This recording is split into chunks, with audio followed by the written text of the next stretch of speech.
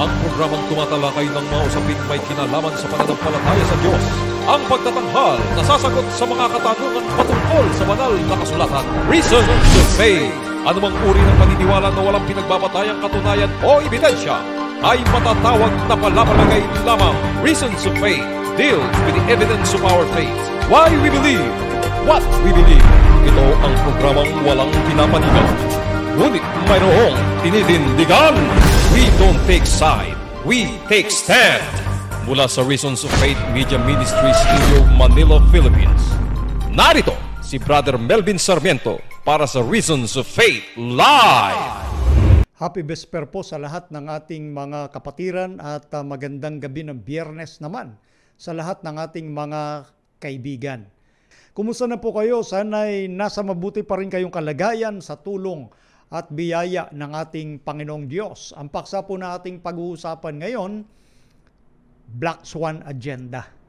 Well, yan po yung ating paksang pag-uusapan. Yan po yung ating paksang lilimiin at hihimay-himayin. Tayo po'y manalangin, mga kapatid. Dakila't banal naming Diyos, maraming salamat po sa pagkakaloob ninyo ng pagkakataon na makapaglingkod ng programa. Dalangin namin, O Diyos, samahan kami ng banal na Espiritu upang magkaroon ng kaayusan, kapayapaan, at tanggapin namin ang karunungang makalangit mula sa banal na Espiritu upang aming lubos na makita ang inyong kalooban at kami makapaghanda sa nalalapit na katapusan ng sanglibutan ayon sa inyong salita. Ipagpatawad din, Ama, ang anumang kasalanan upang ito'y hindi maging hadlang sa malayang pagdaloy ng inyong mga salita sa aming puso't isipan.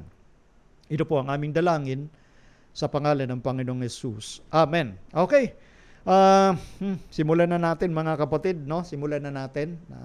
Isa ito sa binabanggit kong mahalagang paksa. Ito. Siyempre, ako na rin po nagte-technical dito. Ganun no talaga kasi, siyempre, may kanya-kanyang gawain din yung aking mag-ina. Kaya talagang ginawa ko na ako na mismo ang gagawa lahat.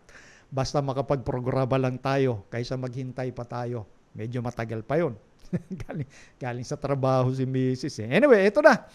Ito ang ating tema, Black Swan Agenda. Kasi meron po nga tinatawag na Black Swan Theory. Okay? Ano ba ang theory na ito na may kinalaman sa Black Swan? Ito po kasi may kinalaman doon sa pangyayari na hindi inaasahan, na yung pangyayaring ito ay magdudulot ng hindi magandang kalagayan. Siyempre, lalo na sa biblical perspective na ating pinag-uusapan, kinukuha ko lang yung theory at yung application ng principle, yung ang mahihirapan dito sa mga kaganapang hindi inaasahang mangyayari ay siyempre ang mga tao dito sa sanglibutan. Kaya doon naman sa mga lingkod ng Diyos, mas magandang alam natin, ayon sa propesiya o salita ng ating Panginoon, yung magiging kaganapan sa ating sanglibutan. At titingnan natin doon sa mga naging katuparan nito, no? Mula sa aklat pa lang ni Daniel at sa aklat ng Apokalipsis na madalas nating talakayin. Na yung ibang mananampalataya sa pangkalahatan ay nagkikibit balikat na walang kinalaman. Yung sinasabi dyan, particularly sa Revelation chapter 13, sa mga current events na nagaganap ngayon. So ang mangyayari nga dito, sa Black Swan Theory, darating ang isang pangyayaring hindi inaasahan, lalo na ng karamihang mananampalataya, at ito'y magdudulot sa kanila ng hindi magandang kalagayan. Magiging masaklap ang kahihinatnan. Yun po ang theory ng Black Swan. Hindi inaasahang pangyayari na maraming maapektuhan negatively. Sa mga mananampalataya ng Diyos, kinakailangang hindi tayo magugulat doon sa mga bagay na mangyayari kasi in the first place, inaasahan mo na yan na mangyayari dahil ikaw ay nagpapasakop sa sinasabi ng Bible prophecy. Yun lang yun eh. Kapag ikay nagpapasakop at ikay nag-aaral, you are watchful, nagiging sober ka, meaning serious-minded, nagmamasid ka sa nagaganap sa kapaligiran, na ang biblical backdrop mo, ay syempre, biblical nga eh, na ang backdrop mo, Bible o salita ng Diyos. Kasi eksakto to the letter, nagaganap na sa ating kapanahunan yung sinasabi, especially ng Revelation chapter 13. Okay? So yun po yung pagpapaliwanag natin ng theory about the black swan. Ngayon, dito sa mga kaganapan na nagaganap sa ating mundo, kasama ang iba't ibang tinatawag na institusyon, no? Na tinalakay natin nung mga nakaraan, lalo na ang media. Okay? Yang social media. Nagagamit yan para i-manipulate yung isipan ng mga tao. Naalala nyo, balikan nyo sa mga hindi nakapanood nung tinalakay ko yung Second Vatican Council na noong 1965, inilatag na nila yung magiging gamit sa social media. Meaning, yung may control sa social media. Saan pinag-usapan yon? Second Vatican Council. Balikan nyo yung mga video. Anyway, in-upload ko na yan sa YouTube channel natin. Yung Second Vatican Council. No? Anong ibig nating sabihin? Bakit nabanggit natin ng media sa usapin na ito ng Black Swan? Kasi ito, meron pa akong ipapakita rito. Ito ay kumalat na rin naman ito, no? Sa social media. Ito po ay may kinalaman doon sa, eto, tingnan nyo, nakikita nyo yan. Patungkol kay Charlie Chester, siya po yung CNN Technical Director, no? Sinasabi niya rito that we're going to start focusing mainly on climate like global warming. So sa CNN, ito, technical director ito. Ito kasing mga sinasabi niyang ito ay na-record po ito na malamang hindi niya namalayan. No? At yan naman po yung ibang video niyan ay nandoon sa YouTube. Yung iba tinanggal na. Kasi pinuntahan ko mismo yung mismong video sa pagkaanong to, sa alam mo, yung tipong nagkwento siya doon sa kasama niya na nasa kabilang din sa media, no? Nagkwento siya ng mga bagay-bagay na akala niya ay katiwa-tiwala yung kaniyang kinuwentuhan. Imagine niyo ito. At wala nang sagot dito ang CNN. Pero ang punto rito, sinasabi nga niya, sila naman ngayon ay magfo-focus, pangunahing pagfo-focusan nila ay ang climate crisis, itong global warming. Napansin niyo yung sinasabi niya dyan, fear sells. Fear sells. Kasi, kumbaga, ina-accept ng tao eh. Kapag nakakapanood sila ng mga balita, lalo na sa tinatawag ng mga pangunahing channel o pinagmumulan o network na pinapakinggan nila at kumbaga pinagtitiwalaan ng mga tao at magbebenta sila doon ng mga balita, bibilhin lalo na yung may patungkol sa takot. Ginagamit ito, ang tawagan ng iba, fear-mongering. No? Ginagamit yung pananakot. Alam nyo sa psychology naman ng tao, at madalas naman nating talakayin ito. Sa psychology ng tao, kapag ang tao ay takot, no? Takot siya. And then, may ihahain sa kanyang solusyon. Hindi niya naiisipin kung makakabuti sa kanya ang solusyon o makakasama. Ang gagawin niya, tatanggapin yung solusyon. Dahil takot siya eh. Sa mga Hollywood movies, yung principle na yan sa psychology, mapapanood nyo, kunyari, doon sa isang Hollywood movie. Hindi ko pinopromote. Ang sinasabi ko lang, yung principle. Halimbawa, yung movie na The Mist, M-I-S-T. No? Doon, ikikwento ko lang yung dulo para doon sa mga gustong manood, spoiler, na-spoil ko na kayo. Ang point doon, principle lang ang sinasabi ko. Dahil sa sobrang takot ng tatay, no, ang tingin niya, ang tanging solusyon para yung anak niya ay hindi mapahamak doon sa mga, sabihin na natin, mga monsters. Dahil kumbaga parang ang buong mundo, ang lugar doon sa sitwasyong yun, ay talagang nakubkob na ng mga halimaw. So kaysa makain yung anak niya ng halimaw, ang ginawa niya, pinatay niya. Dahil yun ang alam niya na solusyon na makakabuti para hindi siya makain. At yun ay pinangako niya kasi sa anak niya. Hindi kita pababayaan, hindi ka makukuha ng monster. So ang ginawa niya, binaril niya. Kapag takot ang tao, hindi niya naisipin kung makakabuti o makakasama yung gagawin niyang solusyon. At ito ang ginagamit sa psychology, lalo na sa media. Eto, tuloy pa natin to. Ipapakita ko lang muna yung excerpts kasi may video po yan. Excerpts lang muna. Sabi niya, so our next thing is going to be for climate change awareness. Do you think it's going to be just like a lot of like fear for the climate?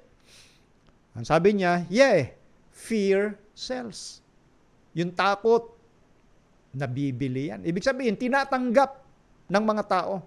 Hainan mo yan ng mga balita, may kasamang mga documentary videos. Ginawa na nga nila ito doon sa panahon ng COVID-19. Dahil takot ang mga tao, wala na siyang pakialam. Basta alam niya yung inihaing solusyon, tatanggapin niya. Hindi na siya mag-iisip. Lalo na, may pressure. Okay? So nagawa na nila ito. Ginawa rin ito doon sa kapanahunan ng dating presidente ng Amerika na si Donald Trump. Yan din mismo ang sinasabi niya dyan sa video. Tingnan nyo. Sabi niya, I think we got him beaten through this term. Kasi ang context nito, yun nga, sa pamamagitan ng CNN, binakbakan nila, tinuligsan nila ng gusto si Donald Trump, kaya yan ang sinasabi niya rito. No? Patungkol naman kay Biden. I-play ko lang muna itong video na ito para mapanood nyo at mapakinggan mismo. I think we got him through this term. We would always show shots of him jogging, him in aviator shades, and like you paint him as a young geriatric. We were creating a story there. We didn't know it. Diba? We were creating a story. Trump health. There that we didn't know anything about, sabi niya ng ganon. Tuloy natin. I think that's what I think. That's propaganda. Tandaan niyo nagsasalita technical director ng CNN. Ito nga kinukunan siya ng video na siyempre sa tingin ko hindi niya naman pinahintulutan yan.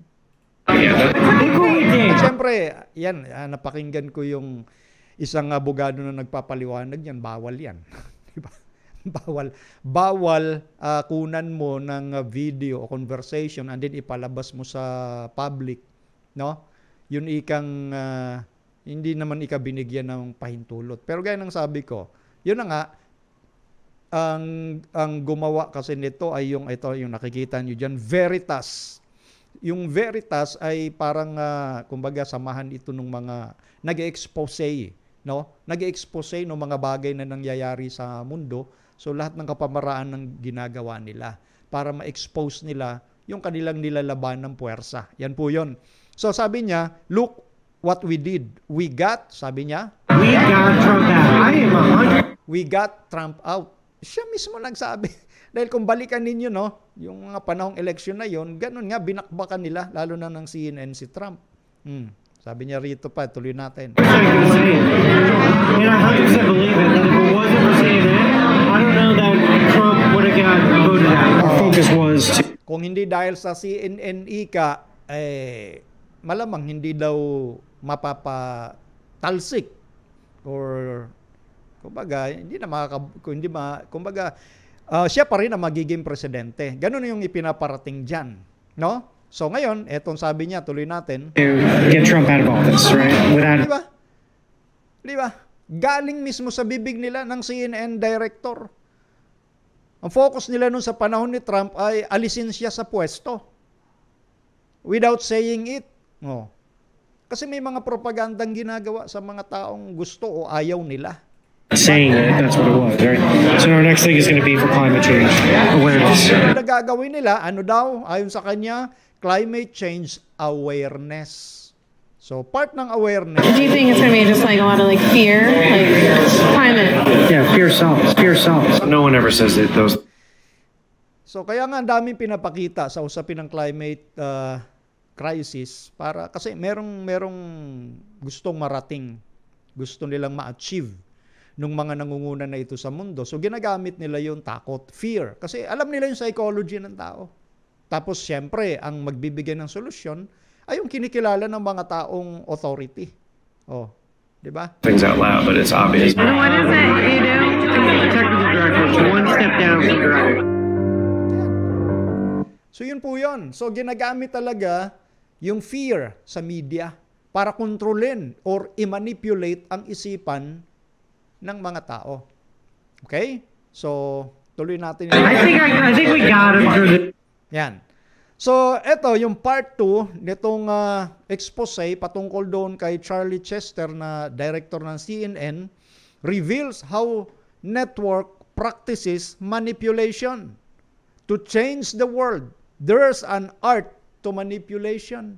Inflection, saying things twice. It's always like leading them in a direction before they even open their mouth. Kaya nakapaka-importante yung analyzation sa sinasabi una ng Panginoon para hindi ka ma-manipulate. Kaya nga di ba sinasabi, uulitin ko lang yung quotation sa Great Controversy, page 593. None but those who fortified their minds, no? None but those who have fortified their minds with the truth of the Bible will stand through the last great conflict. Napansin nyo? Principle ho kasi yun eh. Yung ikang pinatitibay ang isipan sa mga salita ng katotohanan ng Biblia, sila lang ang tatayo sa huling araw ng tunggalian.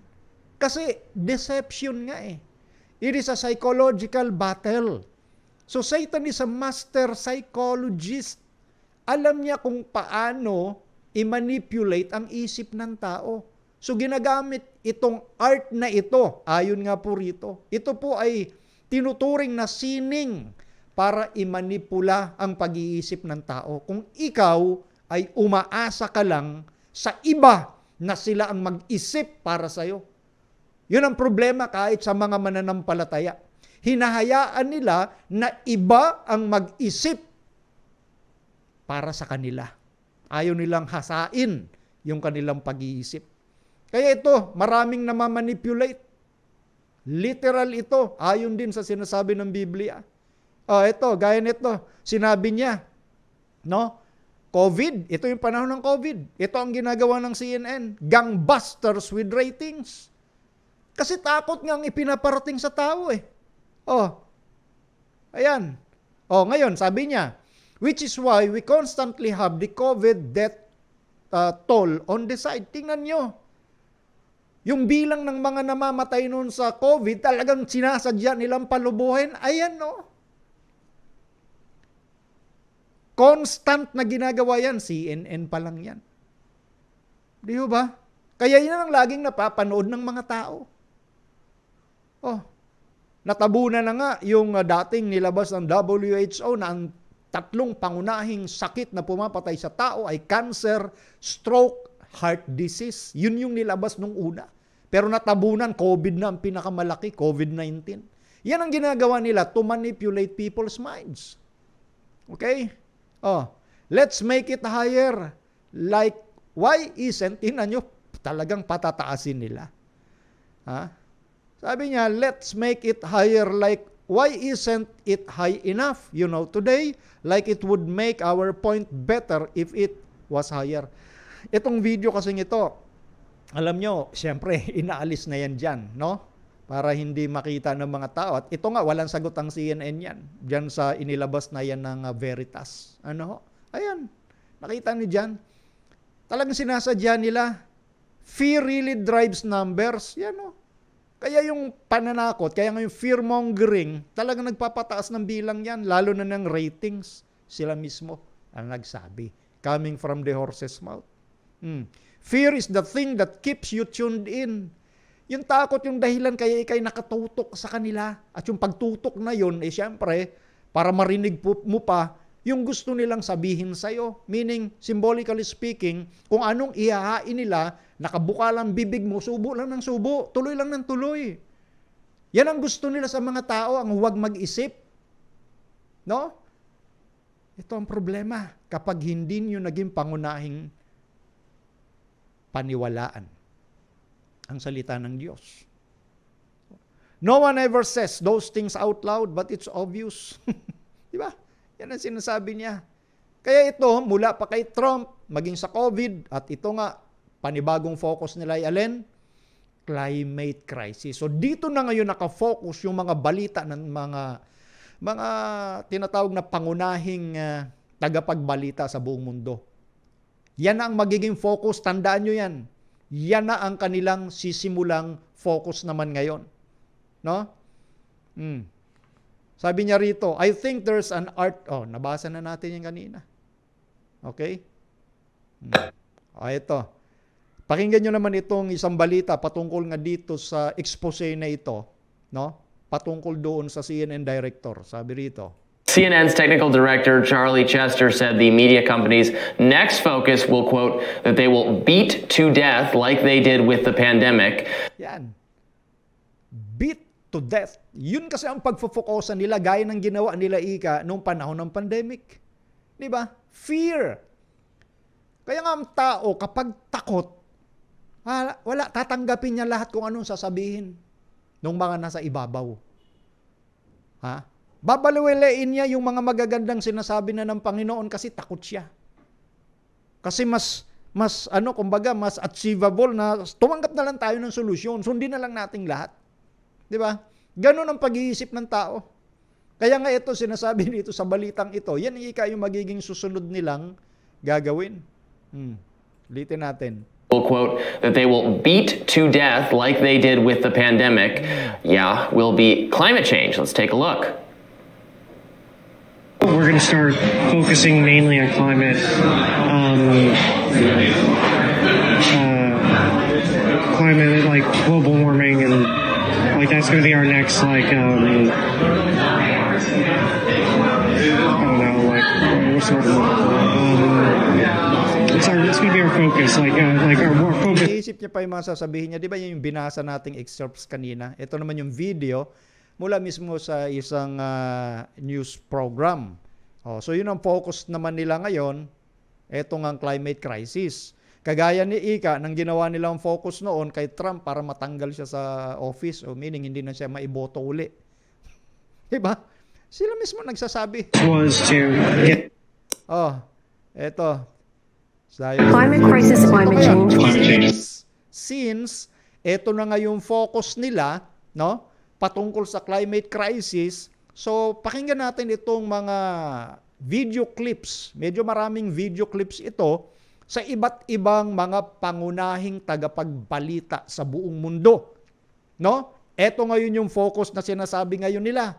Panurin at pakinggan po natin. Crisis, climate change. Climate change. Climate change. Climate change. Climate change. Climate change. Climate change. Climate change. Climate change. Climate change. Climate crisis. Climate change. Climate change. Warming climate. Climate crisis. Climate change. Climate change. Climate change. Climate change. Climate change. Climate emergency. Climate change. Climate change. Climate change. Climate change. Climate change. Climate change. Climate solution. Climate change. Climate change. Climate crisis. Climate change. Climate change. The George Floyd moment for climate. Climate change. Climate crisis. Global warming.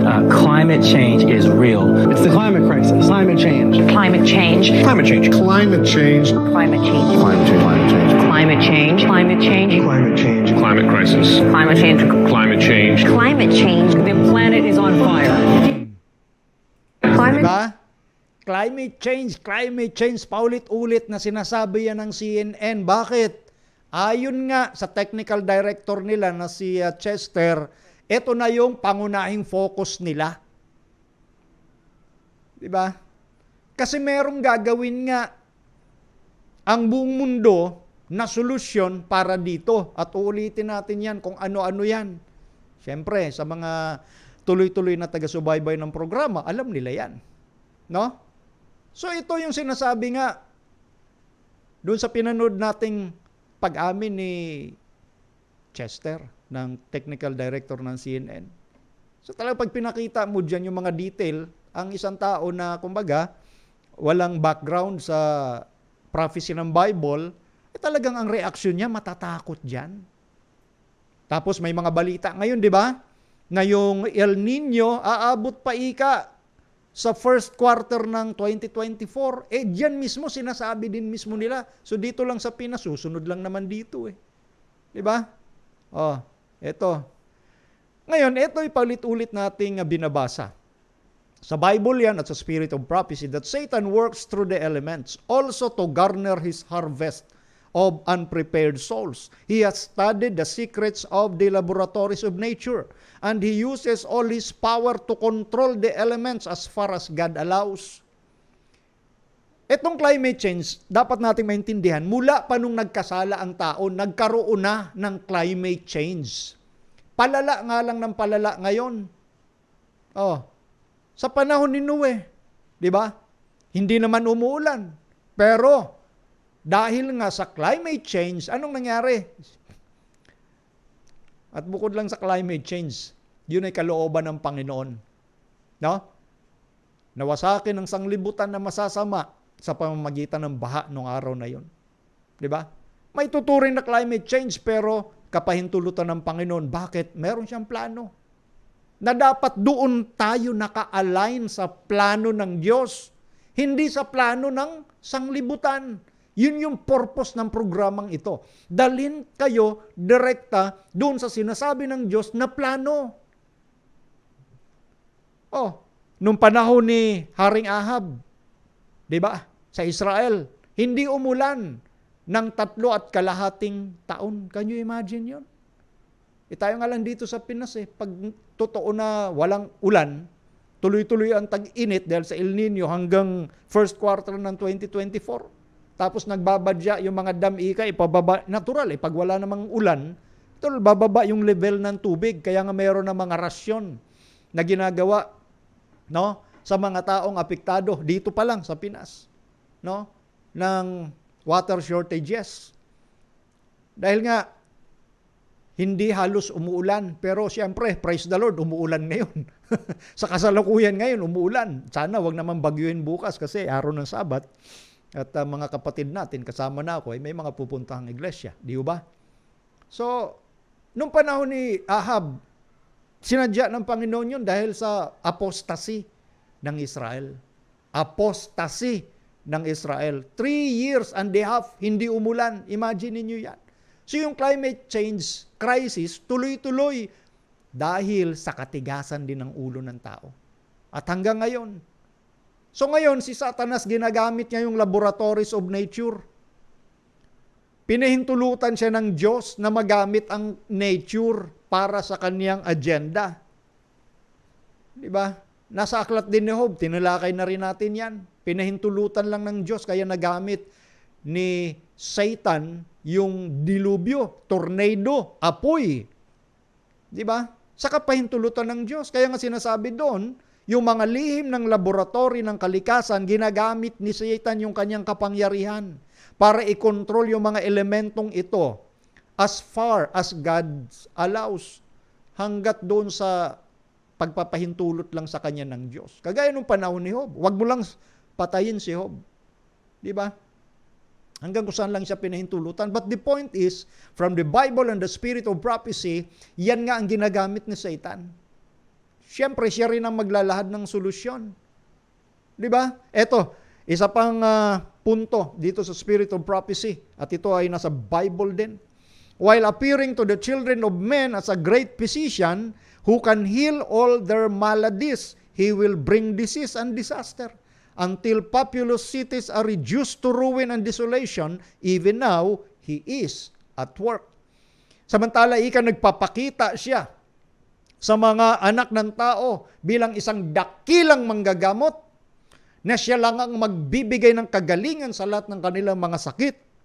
Siya din ay magdadala ng disease at disaster o kawasakan hanggang, anong sabi diyan? Yung populous cities ay ma-reduce sa kagibaan at kawasakan. So nagpapakilala siya, si Satanas bilang siya lang may solusyon, siya yung nagpapagaling ng mga sakit, siya yung manggagamot na dapat tingalain. Tandaan nyo si Asclepius, yung ahas na nakapulupot sa tungkod. Kaya noon pa, tradisyon na ng mga pagan na sambahin si Satan sa pamamagitan ng simbolo na yon. Pero siya din ang magdadala ng sakit. How ironic is that? Siya nagpapakilala manggagamot, syempre, para dayain niya ng mga tao na sa kanya magtiwala. At kapag binigay mo na sa kanya yung tiwala, diyan ka na nga sasaktan niya. Prinsipyo yan. Ngayon, panoorin nyo itong pakinggan nyo itong papanood ko sa inyo na pagpapaliwanag mismo ng pinaka-leader ng World Health Organization na si Mr. Tedros, no? Eto, mahirap banggitin kasi yung apelyido eh. Eto, sabi niya, the climate crisis is now one of the major factors determining human health outcomes. El Nino, which has the climate crisis is now one of the major factors determining human health outcomes. Yung climate crisis daw ay magiging kadahilanan ng pagkakaroon ng hindi magandang kalusugan sa tao. Imagine niyo yan, mga kapatid, mga kaibigan. Sa ating mga viewers na hindi mga Seventh-day Adventist, pakinggan nyo lang, no? At unawaing mabuti yung pinaparating ng sanglibutan at yung sinasabi ng Diyos sa Biblia. Compare nyo, no? Magkaroon kayo ng paghasa ng inyong isipan. Analyzation, importante yon. Kasi huwag ko kayong makiuso ngayon sa ang sumisikat ay mga walang alam. Huwag kayong makiuso. Marami ngayon, bibig lang ginagamit. Pero ang totoo, walang nalalaman sa nangyayari sa kapaligiran. Dahil nga, hindi sila naka-hook sa sinasabi ng salita ng Diyos. Ngayon, balikan natin yung sinasabi niya. Totoo nga ba? No? At dun sa mga binasa natin kanina, ang koneksyon ng climate crisis doon sa ating kalusugan. Di ba kababasa lang natin yung sinasabi sa Spirit of Prophecy? At maging sa Biblia, na dahil sa tornado na ginamit ni Satanas para patayin, lalo na yung mga anak ni Job, nagbigay din siya ng sakit kay Job. Konektado nga. Climate crisis. Ginamit ni Satan ang klima. Ginamit niya ang malakas na hangin. Ang tawag ngayon, tornado. Para patayin yung mga anak ni Job. At ginamit din niya yung sakit para pahirapan si Job. Binigyan niya ng sakit. So ito naman sinasabi ng WHO president. Yung koneksyon ng climate crisis sa ating kalusugan. Di ba? Kababasa rin natin sa Spirit of Prophecy na nagpapakita si Satan bilang isang dakilang manggagamot. Great physician, pero siya din ang magdadala ng sakit. Si Satan din ang gumagamit ng laboratorio ng kalikasan para pahirapan ng mga tao. Climate crisis. At siya rin ang bibigay ng sakit. Ito rin ang sinasabi ngayon ng WHO president. Konektado nga ang climate crisis sa ating kalusugan. Tuloy natin. Tuloy natin. Sa kanila nang gagaling yan, mga sinasabi na yan. El Nino, which has now been announced by the World Meteorological Organization. El Nino has now been announced. 'Di ba? Kaya nga dito sa Pinas ganun din ang sinasabi. Wag niyong ang sinusunod dito yung pinagkakaisahan ng mga bigating world leaders sa buong mundo. Kaya ang Pilipinas susunod lang ho yan dyan. Okay? So in-announce na nga nila yung El Nino. Together with global warming is already driving record temperatures. Binalik ulit, yung global warming ay pinakita na yung record ng pagtindi ng temperatura. So talagang dinidiin sa isipan ng tao itong usapin ng panganib na magaganap sa ating sanglibutan. Ano nga uli ang principle? Fear. Fear sells, ayon sa CNN Technical Director. Dahil ba tagal nang ginagamit yung fear-mongering? Gaya ng tinalakay ko sa inyo, matagal na, di ba? O nabanggit ko rin yata nung nakaraan. Yung dati, ang paraan ng panggagamot na ginagawa sa tao ay yung nature. Kasi siyempre nung nilikha tayo ng Diyos, wala namang drug laboratory. And then pumasok ang drug laboratory dahil nga sa pagpupondo ng isang billionaire, and then, yun na nga, itong nagaganap natin ngayon, nang ibabaw na yung laboratory medicine kaysa doon sa natural healing na mas angat noong, nakalimutan ko yung doktor na ginawa ng monumento sa Amerika dahil siya ay doon ang direksyon. Bago pa lumitaw si Mrs. White sa Seventh-day Adventist, mas nauna yun. Kaya nga ginawan siya ng rebulto dahil ang gamit niya sa panggagamot ay natural. Okay? And then pumasok nga sa kaagahan ng 20th century, itong may kinalaman sa laboratory medicine at gumamit ng fear-mongering na kapag ikay gumamit ng mga natural na pamamaraan ng panggagamot, kumbaga, negative. Kaya fear-mongering ang ginamit na principle. Ganon din dito. Di ba? O ngayon, tuloy lang natin. On Monday, the world recorded its highest day on record, in its hottest day on record. Di ba? So, binabanggit din nila yan, yung patungkol sa mga record na pinakamataas ang record ika nung araw na yon dahil sa El Niño yung nagaganap. Over the coming months, we expect a range of extreme weather events, including droughts, flood. Yan. So, ina-expect na nila, no, yung mga darating na extreme weather events. Alam nila, no? Inaasahan na nila yun eh. Di ba? Inaasahan na nila yun. Ba't kaya nila alam? No? Ba't kaya nila alam yun? Tuloy natin. Hurricanes and heat waves, all of which harm human health. Kaya nga yun eh. Konektado yung climate crisis sa kalusugan ng tao. WHO yung nagsasalita, ha? Yung pinaka-leader ng WHO. At siya din ang nagsabi, yung mga nakaraan nating pinapanood, na posibleng may panibagong matinding pandemic na darating. Sa kanila nang gagaling yon. Imagine ninyo, ha, eto. Gusto ko lang mag-isip tayo. Sila ang nagpapakita sa mga tao ng dapat solusyon na gagawin, ganito, ganyan, and then merong magandang agenda by 2030, maganda, parang lumalabas paraiso ng ating planetang Earth. Doon, pag binasa ninyo yun, ha, yung mga agendang yun, yung goals na yun. Pero at the same time, sila din ang nagsasabi ng mga panganib na mas matinding darating. Di ba? Maganda, and then pangit. Sa binasa natin kanina sa Spirit of Prophecy, nagpapakilala ang kaaway na si Satan na bilang isang dakilang manggagamot, at the same time, siya rin ang magdadala ng sakit. Mga principle yung sinasabi ko, mga kapatid, mga kaibigan, principle yan. O ngayon, tuloy lang natin. The climate crisis. Eto pa. Ano naman ang kanyang sinasabi rito? Dahil nga doon sa mga, ang dami ng mga data na sinasabi sila. No? Ang dami na. O ngayon, humihingi ngayon ang World Health Organization ng kapangyarihan para if in case na may maganap uli, no? Meron na silang kapangyarihang pangunahan na sabihin ang ganito, sabihin ang ganun. Anyway, pakinggan na nga lang natin. Ito ang sabi niya. To govern a country, you need rule of law. Ang sabi una, to govern a country, you need a rule of law. Yun yung munang inilatag niya to establish his very point or his point.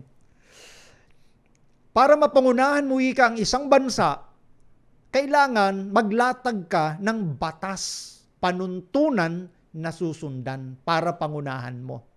Okay, yun ang inilatag niya. Tuloy natin ang kasunod na sasabihin niya. You can't govern a country if you don't have a law. Of course. Hindi mo ka pwedeng manguna o pangunahan ng isang bansa kung walang batas. You cannot govern a country without a rule of law. Kailan may batas naman talaga. So, tama naman yun. I agree sa sinasabi niya doon sa una. Tuloy lang natin. And for a shared problem like this common threat, you need to have some rules of the game. Yan. So, may binabanggit na siyang common threat. Okay? Ano ba yung common threat? Ito nga, climate crisis. Common threat kasi apektado lahat ng nila lang sa buong mundo dahil dito sa climate crisis, common threat. Okay, balikan natin ng konti. The game. Otherwise, it cannot be governed like the pandemic, which was going out of control.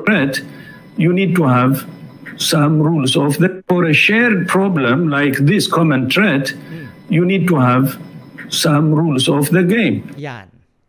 Siyempre, para ma-address itong common threat, kailangan may panuntunan na dapat sundan. Sino ba yung nangunguna na may kinalaman dito sa sinasabi nga niya na climate crisis in connected sa ating kalusugan? Di ba sila nga ang nangunguna?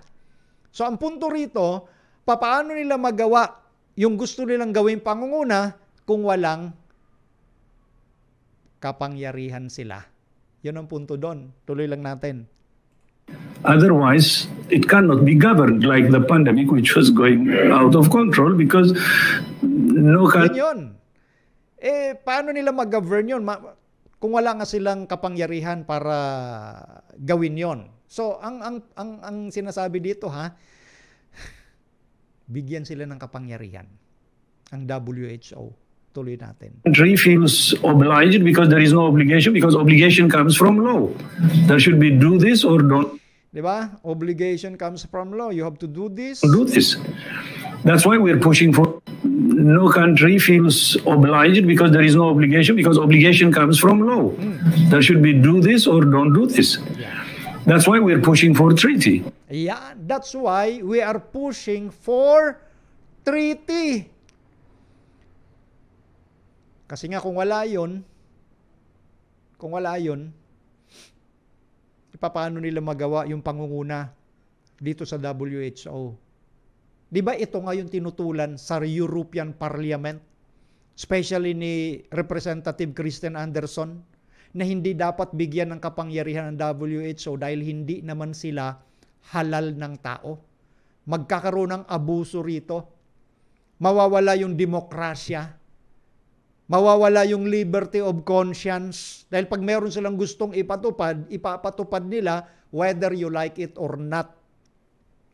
Ito, pakarinig ko uli sa inyo. Ito, bukod kay Christian Anderson, ito yung ilan sa mga nandun sa European Parliament.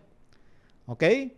At sinasabi nga, trust and freedom has been set up to challenge the pandemic treaty proposed by the WHO.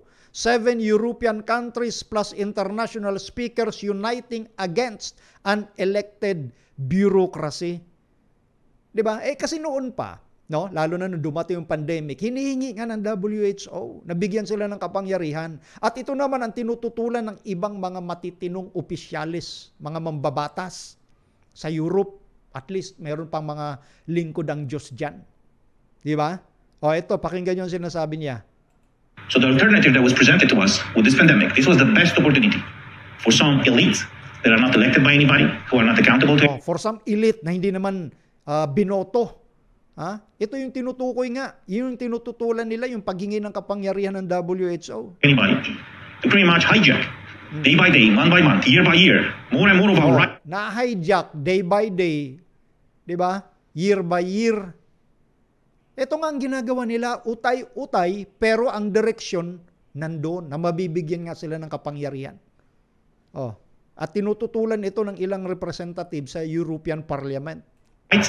More and more of our assets, because we see that happening right now in many countries. You saw what happened in Canada, for example, when the truckers protested against Trudeau. He ordered that their bank accounts be blocked, and that happened. And at that point, we did not even have, they did not even have in Canada, the digital currency. Imagine what will happen. But on your phone, you will have the digital wallet, the digital currency, the digital vaccinations. Ang kinukwento niya ay patungkol dati kay, sino ba yun? Kalimutan ko yung Prime Minister na yun. Kababanggit lang niya. Anyway, ang punto lang, tinutulan nila yon, no? Tumutol din sila doon. Nagsasalita sila. Kasi ito na nga, mga binabanggit din siya pagdating sa currency, puro digitalization. Kasi ang inaayawan nila dito, yun na nga yung makukontrol ka. Yun ang point nila.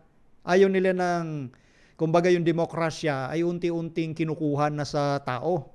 Mabuti itong intention ng mga representative na to. Certificate. So we saw what happened And now just imagining your worst case scenario, what will happen if we allow the WHO to have so much power? Oh, di ba? Matindi mangyari kung payagan natin ang WHO ay bigyan ng ganung matinding kapangyarihan. Yun ang tawag nila, so much power. Yun nga ang tinututulan nila, di ba? Over our states, over our governments. Over our states, over our government. Our elected officials. Our elected officials. Can you imagine, hindi halal ng tao yung WHO? Tapos bibigyan mo ng kapangyarihang magdesisyon sila ayon sa gusto nila. Nung panahon nga ng pandemic, kasi nga pinipilit nga nila, lalo na nung panahon yun na yung ayaw magpabakuna, hindi, bakunahan nyo. Kaso nga siyempre may batas. Bawal yung pamimilit. Pero sa kabila nun, marami pa rin napilit, maraming na-pressure. Ang punto, hindi nila nirerespeto yung liberty of conscience, yung kalayaan ng konsensya mo. No? Tapos supposedly, ang iglesia sana ang magtatanggol sa kanyang mga nasasakupan. 'Di ba? Parang yung ginawa ng ilang mga Muslim brothers. Ayaw nila nung bakuna. Pinaglaban nila 'yon, hindi sila napilit. Pero yung imagine mo yung mga taong nag-aangkin na sila yung lingkod ng Diyos, umaayon pa sa gusto ng mga namimilit. 'Di ba? Tapos may ilang pang mga churches na ayaw kang papasukin nung panahong yun kapag hindi ka bakunado. Imagine niyo, dahil sa fear-mongering, na hindi nila naiintindihan na niyuyurakan na nila yung liberty of conscience. At yan yung sinasabi sa Bible prophecy. Yan ang sinasabi sa spirit of prophecy din. Diba? Hindi iginagalang yung kalayaan ng konsensya. Tapos hindi nila inaamin na may kinalaman ito sa pananampalataya. Natural. May kinalaman sa pananampalataya ayon sa unang Korinto. Ang ating katawan, templo ng banal na Espiritu. Ingatan natin ito, whether what we eat, what we drink, o ano man ang ating ginagawa. Gawin natin ayon sa kapurihan ng Panginoon, sa kanyang kaluwalhatian. So may kinalaman pa rin sa pananampalataya. Kaya ayaw mong pasukan yung katawan mo ng mga bagay na hindi mo alam. Yung mga bagay na hindi rin sila sigurado. Kasi magbibigay sa'yo ng waiver. Sigurado daw sila, tapos magbibigay ng waiver. Imagine niyo yan. So ito yung mga punto na sinasabi nga po rito, huwag nating bigyan ng ganun ikang kapangyarihan, hindi sila halal ng tao. Kung noong wala pa nga silang kapangyarihan, nararamdaman na yung espiritu ng kaaway, which is pamimilit, dictatorship, lalo na pagbigyan mo sila ng kapangyarihan. Anyway, ganun sinasabi natin, mangyayari naman yung nasa Bible prophecy, pero ang punto, may mga taong tumatayo sa tama. They stood their ground. Ito yung mga iilan lang na mga taong kumbaga halal ng tao. Sila yung mga binoto Di ba dapat ang gobyerno lang pwedeng mag-decide yan ayon sa batas? Kaya nga sinasabi nga kanina ni Tedros, no? Na yung unang nilatag niya, hindi ka pwedeng maka-govern ng isang bansa kung walang rule of law. So ang punto niya, sila rin, hindi nila magawa yung gusto nilang gawin pag dumating ang panibago uli na pandemic, kung hindi sila bibigyan ng ganong kapangyarihan. That is the issue. At ito nga, ang UN na ito, no? Ang WHO, ito ay kumbaga mga principle na inaaral o sinasabi natin na mula sa Biblia, yung pagyurak, no? At itong hinihingi nilang ito na kapangyarihan, hindi po yan hiwalay doon sa gusto ng nakararami. Kumbaga, ginagampanan lang niya ng president ng WHO yung agenda. Meaning hindi siya ang doon may kusa. Hindi siya ang kusang humihingi. Siya kasi yung tao doon kaya ginagawa niya yung paghingi. Siya yung leader doon pero ang punto may nasa taas na nangunguna para makontrol nga isa na sa kalusugan ang tao sa mundo. Yun ang punto dyan. Tuloy lang natin. And even over our judiciary. So the alternative that was presented to us with this Ayan. Eto. Ilan sa tumututol, papanoorin ko po din sa inyo. He's Professor of Medicine at Stanford University in the United States. He's also co-author of thank you so much for doing this. It's very late at night in California where you are, of course. Nakita yung dyan, caption, Handling Future Pandemics. Nandito sa kanilang kwentuhan, tinututulan ito lalo na ng kanyang guest. Forward natin. What do you make of that? Yeah, I mean, I think there's like two different things that are going on at the same time. One is this, just as you said, Julia, this negotiation of a new treaty. I mean, they can call it negotiation and treaty. Yun nga yun, pinag-uusapan sa paghingi ng kapangyarihan ng WHO. In a court if they like, but it's a treaty that it has a hodgepodge of things, but it certainly it empowers the World Health Organization to declare pandemics, which it didn't previously have that power. Diba? Same. Ito nga yung mga pinag-uusapan at tinututulan. Gusto ko lang dito sa mga, lalo na sa bayan ng Diyos, sa miyembrong nandito. Siyempre, itong Seventh-day Adventist, ito yung remnant church ng Panginoon, the visible remnant church sa huling araw. So dapat tayo ang may alam ng nangyayari sa ating kapaligiran in connection sa sinasabi ng Revelation 13. Nakakala ng iba, walang kinalaman yan. At yung iba na yon, hindi yun yung nasa invisible, mismong ilang miyembro na nandito sa visible church na walang kinalaman yung mga nangyayari dyan sa climate crisis dito sa Revelation 13. Yan ang sinasabi nila kasi hindi sila hindi nila pinagtatsyagaang hasain yung kanilang kaisipan. Kaya forward na lang natin. Eto, bukod sa bukod doon sa WHO leader, ito naman sa United Nations. Kumbaga, ito may kinalaman sa politics kasi nagkakaisang mga bansa ito eh. Ano naman yung sinasabi niya rito? In connection din ba sa gusto ng WHO at gusto ng buong mundo? Di panoorin at pakinggan po natin. The situation we are witnessing now is the demonstration that climate change is out of control. Diba? Ano ang bungad? Itong Secretary General ng United Nations na si Antonio Guterres, out of control na itong climate crisis. Pag sinabing mong out of control, abay matindi, mabigat na talaga yan. So ngayon, sa mga taong hindi alam yung sinasabi ng Bible, anong reaksyon? Matutuwa. Siyempre matatakot. Dahil bahagi ito ng pinag-usapan natin dun sa pinanood nating Revelation noong CNN technical director mismo. So lahat ng mga salita na pag napakinggan ng tao na pwede silang matakot, gagawin nila. Na para bagang itong nangyayari dito sa ating sanglibutan, kayang gawa ng paraan ng tao yan. Magkaisa lang tayong lahat. Hindi nila iniintindi na may sariling plano ang Diyos mismo. At yun ang gusto natin, na maipaintindi sa mas higit na nakararami. Di ba? May plano ang Diyos. Kayo mismo magbasa ng Bible nyo. Ano bang plano ng Diyos sa ating mundo? Di ba? Tuloy lang muna natin. Persist in delaying key measures that are needed, I think we are moving into a catastrophic situation. Oh, ang bigat nung sinabi niya na yon. Dahil nga sa pag-delay ng desisyon para masolusyonan na itong nagaganap na krisis sa klima sa buong mundo, magkakaroon ng catastrophic. Wow, ang bigat nun. Catastrophic na ang magaganap. Ulitin nga natin. Climate change is out of control. If we persist in delaying key... If we persist in delaying, ano yung... Kung magpatuloy pa natin ang pag-antala, gustong-gusto na nila yung solution. It is very urgent, di ba? Balikan niyo nung napakarami nating tinalakay dito. They are running out of time. Sino nga yung ano nga yung naalala ninyo dun sa topic na yon? Saan mo mababasa? Revelation 12.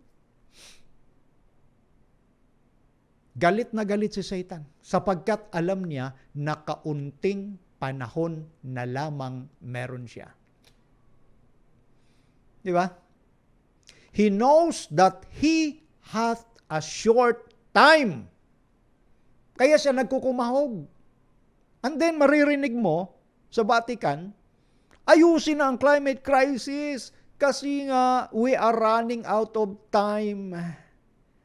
Sabi din ni Leonardo DiCaprio, sabi din nung bata na si Greta Thunberg, hindi na sinabi. Ganun din ito, idiniin uli ng UN Secretary General na si Antonio Guterres. Pag dinelay pa natin yan, out of control. If we persist in delaying key measures that are needed, I think we are moving into a catastrophic situation. Siyempre. Kailangan madaliin nila yan. Ito ngayon ang gaganap ngayon.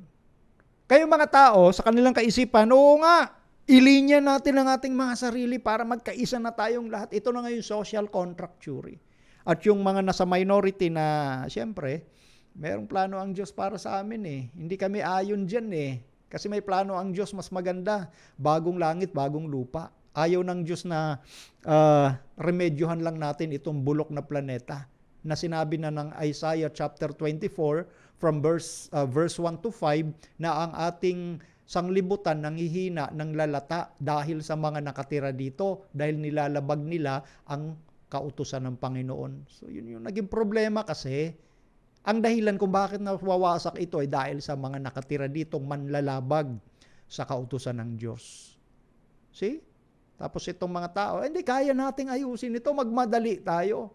Kapag hindi natin alam yung nagaganap na great controversy between God and Satan, malamang doon ka nga luminya. Kaya habang may pagkakataon ka, kaibigan o kapatid, lumagay ka sa lugar ng Panginoon. Huwag mong itayo yung watawat mo sa teritoryo ni Satanas. Ito yung agenda sa buong mundo.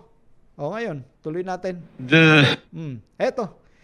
Ito yung binabanggit natin na first beast of Revelation chapter 13, the system of the papacy. At binanggit ko rin kanina, syempre, lang mga nagsasalitang yan from WHO, sa UN, may isang goal lang naman sila, may isang agenda kasi sila. Secretary General Antonio Guterres. Kasi lahat yan, isang direksyon naman ng plano nila. Kaya lahat yan magsasalita at gusto nila, mabigyan sila lahat ng kapangyarihan kahit hindi naman sila halal ng tao. Lalo na itong WHO. In this affectionate way, the Pope and Antonio Guterres, the UN Secretary General, greeted each other. They spoke privately in Spanish for a few minutes. Everything you are doing, I really thank you. Siyempre, kagustuhan nga nila yan. Di ba? Kagustuhan nila yan. Ito ang sinasabi sa Great Controversy na ang patungkol sa re-establishment of papal supremacy. Kaya nga yung supremacy na nabasa natin, nakikita na natin yung katuparan. Nandoon na siya. Even the United States of America, sa kanyang killing, siya lang ang ang may moral na otoridad pagdating sa usapin ng climate crisis. Sinong siya? The Pope. Yung papacy system. Diba? Kaya huwag ninyong pagtakhan bakit ganun ang kanilang mga pagnanais. Guterres traveled to Rome to discuss with Pope Francis issues like the environmental crisis, poverty and inequality, multilateralism. Diba? Di-discuss talaga nila yun dahil yun nga ang direksyon ng buong mundo kaya may 2030 agenda. The protection of refugees and migrants, human trafficking. Support. Sabihin natin. Ito naman, magbabasa naman tayo dito sa World Affairs. The United Nations is planning to seize global emergency powers with bidding support. Kita nyo? Bukod sa WHO, ang United Nation ay nagpapanukala na bigyan din sila ng emergency power sa suporta ng presidente ng Amerika na si Biden. Kita nyo yan mga kapatid, mga kaibigan. Pare-pareho silang humihingi ng kapangyarihan. Yung Secretary General, eto, basahin natin ang laman. Medyo maliit sa inyo. Ito, pinalakihan ko. Ayan. In September 2024, less than 2 months before the next United States presidential election, the United Nations will host a landmark summit of the future where the member nations will adopt a pact for the future. The agreement will solidify numerous policy reforms offered by the United Nations over the past 2 years as part of its sweeping our common agenda platform. Kita nyo? Kung bakit humihingi maging ang United Nations ng kapangyarihan, para i-adapt yung mga miyembro ng mga bansa sa United Nations, i-adapt nila yung pact or kasunduan sa future. Nailatag na yan Ang kailangan na lang ay alin? I-adapt. Kaya nga last year, nagbasa na doon nung sa Kazakhstan yung final declaration. So yung United Nations naman, tinitiyak niya na dapat yun nga, nagkakaintindihan sila at i-adapt na ito at humihingi siya ng kapangyarihan. Kaya yung kasunduang ikang ito ay magpapatibay sa ilang mga pulisiya o mga policy reforms, mga pulisiya ng pagbabago na inoffer mismo ng United Nations. Okay? So, napansin nyo dito sa puntong ito ng United Nations, ito yung politics. Tapos doon sa WHO, yung may kinalaman sa kalusugan. At sana hindi mawala sa isipan nyo na ito nga sanglibutan, ayon sa Revelation chapter 13, verse 12, na uutusan ng second beast ang mga tao sa mundo. Pag sinabing utos, yun ay siyempre, batas yun. Gobyerno. Tapos to worship the first beast. Ano naman yun? Religion. See? At sa religion, natural, nandun yung pagtuturo ng kalusugan. Kaya nga sa doctrine ng Seventh-day Adventist, ang kanang kamay ng gospel or three angels messages ay ang health reform. Kaya nga sa doktrina ng Diyos, magkasama talaga sa doktrina, yung doktrina din ng kalusugan. Siyempre, ang kaaway ng Diyos, kasama rin dyan yung kanyang huwad na kalusugan. Yun ang dapat nating maintindihan sa labanang ito. May sariling pamamaraan ng Diyos, lalo na sa kalusugan, at may sariling kapamaraanan ng kaaway ng Diyos pagdating din sa kalusugan. Pero ang Diyos, hindi na mumuwersa kung anong gagawin mo sa kalusugan. Ipapakita lang ng Diyos yung mabuti at yung masama, at sasabihin ng Diyos, piliin mo ang mabuti. Pero hindi ka napipilitin. Kasi binigyan tayo ng free will, freedom to choose. Yun ang kaibahan naman sa kaaway. May kalusugan siya, makakabuti sa iyo ito, pero mag-waiver ka muna. Wala kaming pananagutan kung mamatay ka dyan. Tapos pipilitin ka. Wala kang karapatang tumanggi. O nakita niyo yung kaninong espiritu yung sinusundan ng mga maraming espiritu ngayon?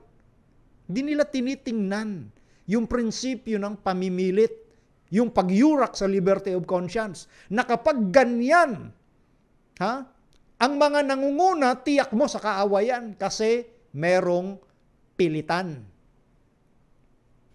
So ganun din itong United Nations, bigyan din daw sila ng kapangyarihan. Tapos meron sila mismo nag-offer ng agreement nila, pagtitibayin ito doon sa mga ilang pulisiya ng reforma, patungo doon sa common agenda. Ito na nga yun. Diba? Ano pa sabi? Although there are numerous radical proposals included in the agenda, perhaps none are more important than the United Nations plan for a new, take note, emergency platform. A stunning proposal to give the United Nations significant powers in the event of future global shocks, such as another worldwide pandemic. So bukod pala sa WHO, ito rin ang gusto ng United Nations. Bagamanika, merong mga ilang radical na proposal na nakasama doon sa kanilang agenda. Pero ang pinakamahalaga ayon doon ay ang plano nila para sa bagong emergency platform. Itong nakakabiglang proposal na mabigyan ng United Nations ng mahalagang kapangyarihan kapag nagkaroon ng tinatawag na pangyayari na ang tawag global shocks. Ano ba yung global shocks? Such as another worldwide pandemic. Kaya naalala ko rin tuloy yung yung big one, di ba? Nauso rin yung mga balibalitang ganun. Siyempre, takot din kumbaga, dulot sa maraming mga tao. Di ba? So, by principle, ganun ang ginagawa. So, meron na silang hinuhula ang mangyayari. So, bigyan mo muna sila ng kapangyarihan. Di ba? Parang alam nilang mangyayari yon kasi bago mangyari, bigyan nyo kami ng kapangyarihan. Isipin mo yun. Pwede ba yun? Na pag may sinabi sa iyo ang isang tao, ganito mangyayari sa future, pero sa ngayon, para kumbaga, matugunan namin yon, yung pangyayaring yon, bigyan mo muna kami ng kapangyarihan ngayon. Sipin mo yun. Parang alam nilang may mangyayari. Tapos, bigyan mo muna sila ng kapangyarihan.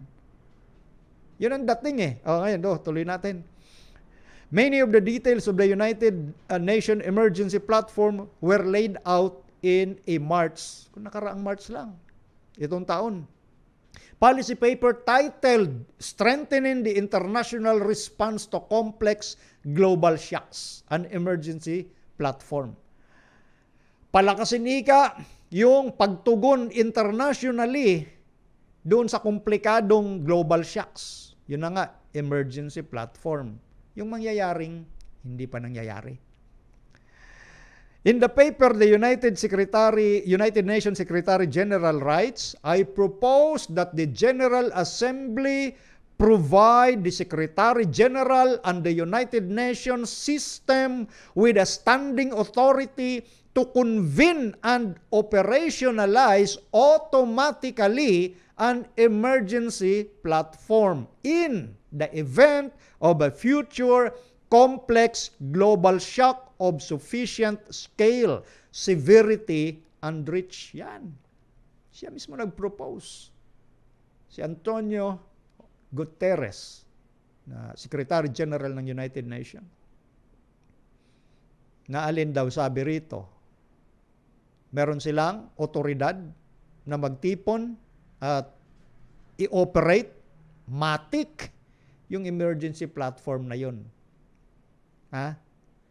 Kapag sakaling merong matinding pangyayaring gugulat sa buong mundo in a sufficient scale. Di ba? Ano pa? Once triggered, the emergency platform would give the United Nations the ability to actively promote and drive an international response that places the principles of equity and solidarity at the center of its work. The United Nations would bring together the stakeholders of the world, including academics, governments, private sectors, actors, and international financial institutions to ensure there is a unified global response to the crisis. Tingnan nyo. Alam nyo, mangyayari naman to. Pinagpapauna na lang natin sa inyo. Dahil yun ang sinasabi kasi ng Bible. Para magkaroon ng totalitarian government sa buong mundo. Ito na yung one world government. Isang boses na mangunguna sa sanglibutan. At yun yung pinagkakasunduan nga sa United Nations. Kita mo, pag-iipon-ipunin ng United Nations pag sakaling dumating yung global shocks na yon. Lahat ng institusyon, academics man yan. Nandito yung economics. Di ba? Mga stakeholders, gobyerno, maging pribadong sektor, at international financial institutions. Kaya nga, di ba sa pinanood ko sa inyo nung nakaraan? 2013 pa sinimulan yung plano na hindi na magkakaroon. Siyempre, hindi na itutuloy itong, kumbaga cashless society na. Digital, yun din ang sinabi kanina ng isa sa representative, kung napakinggan yung mabuti, ng European Parliament.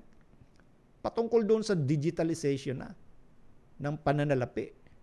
Hindi na pwedeng kasi yun nga, ang sabi nga nila, para ma-monitor yung flow ng pananalapi. Bakit kailangan mong i-monitor?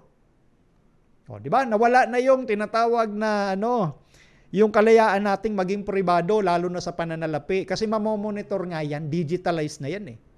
Yun yung punto. So, hawak na nga dito, kaya nga totalitarian. In other words, dictatorship. Kasi wala ka ng civil liberty. Wala ka na ring religious liberty. So, dictatorship or totalitarian. Basahin niyo uli. Revelation 13 verse 12. Yung buo mismong Revelation 13. So, ito yung mga methodology na ginagawa para matupad yung sinasabi ng hula ng Bible prophecy. Kapag hindi natin tinitingnan yung mga elementong ito, isipin mo walang kinalaman ito sa sinasabi ng Bible. So tanong, paano mangyayari yung sinasabi dun sa Bible prophecy? Kasi kumbaga parang na lang tayo, stalemate eh. Wala tayong gagawin kasi wala namang kinalaman yan eh.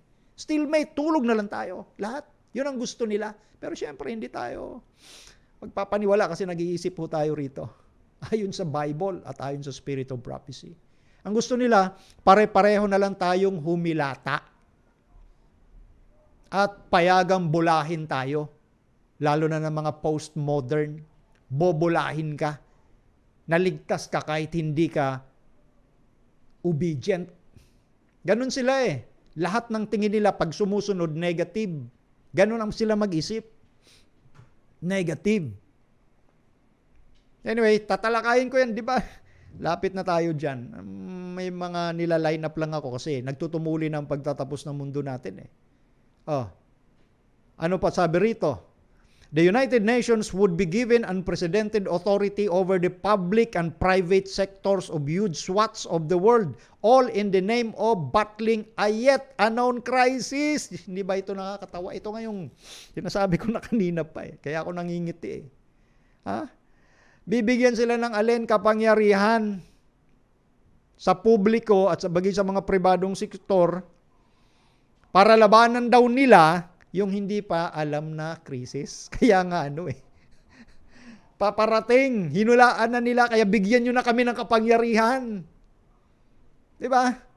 Kaya ngayon ang tinututulan nung ilan sa mga nasa parliamentary ng European parliamentary na mabigyan ng mga ganitong kapangyarihan.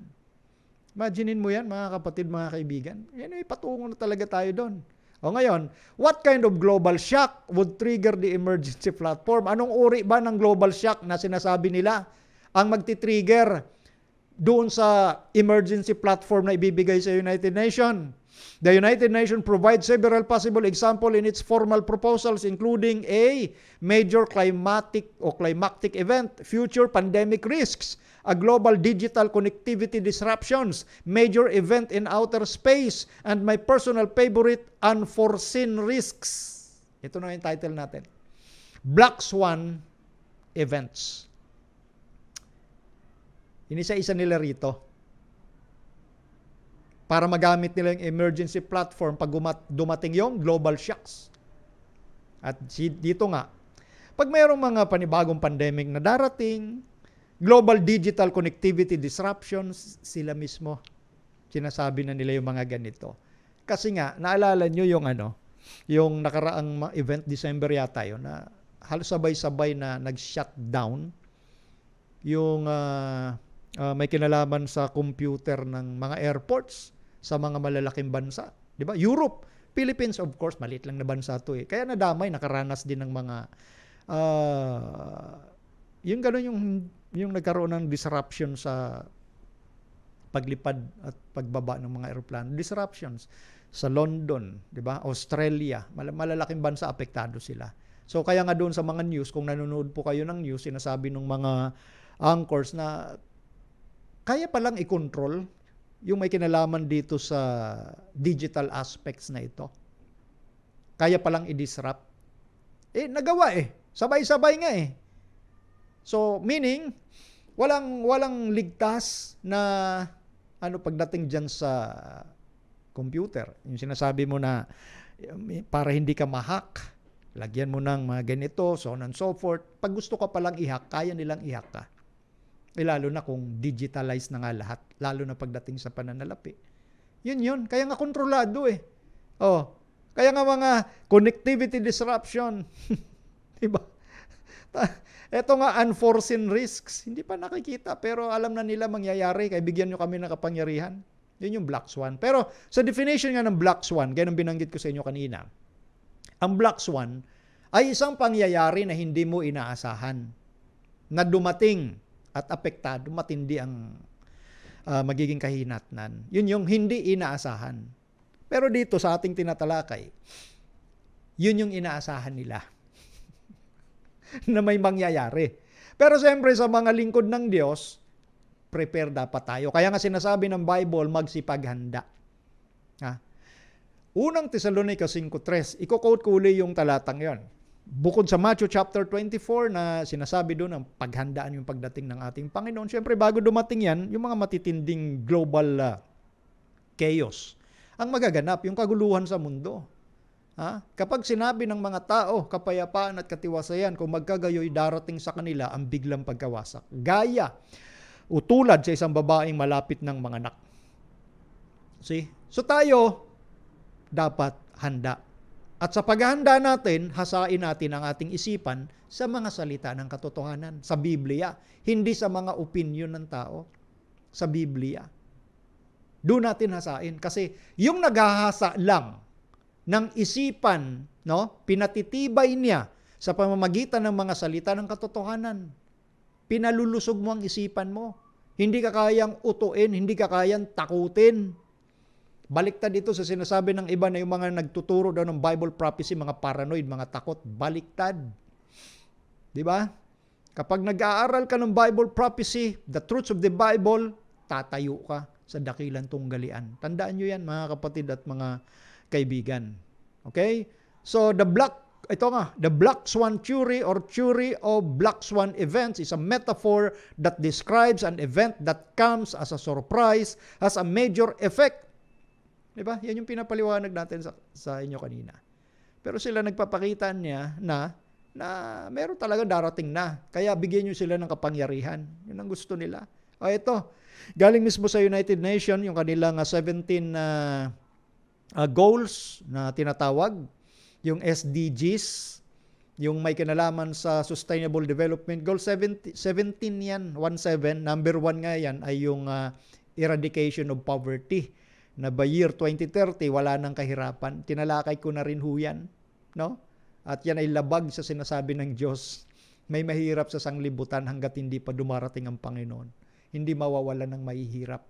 Kasi yun ang wisdom ng Diyos para matrain ang characteristics ng sino man tao, ano man ang kalagayan niya sa lipunan, mayaman man siya, mahirap man siya, no? Matitrain niya ang kanyang karakter kung paano magtiwala sa Panginoon. Pero sa kanilang plano, ma-eradicate na raw ang kahirapan. Tapos number 2 dyan na nakikita ninyo, zero hunger. Hindi totoo yan. Nandito tayo sa sanglibutang punong-puno ng kasamaan at kasalanan. Magkakaroon lang ng zero hunger pag dumating na ang Panginoong Hesus at makarating na tayo sa langit na bayan. Yun ang totoo. Hindi yan panaginip. Etong mga ito, panaginip yan para dayain ang mga tao na tamad mag-aral ng salita ng Diyos. Yan yung gusto nila. Paniwalaan mo yan. Na para bagang nandito yung paraiso, kaya nilang gawin. Imagine ninyo, eradication of poverty, kaya by the year 2030, na-achieve na yan. Kaya sustainable development, although goals ang sinasabi, pero ang pinapaliwanag nila, i-achieve nila yan.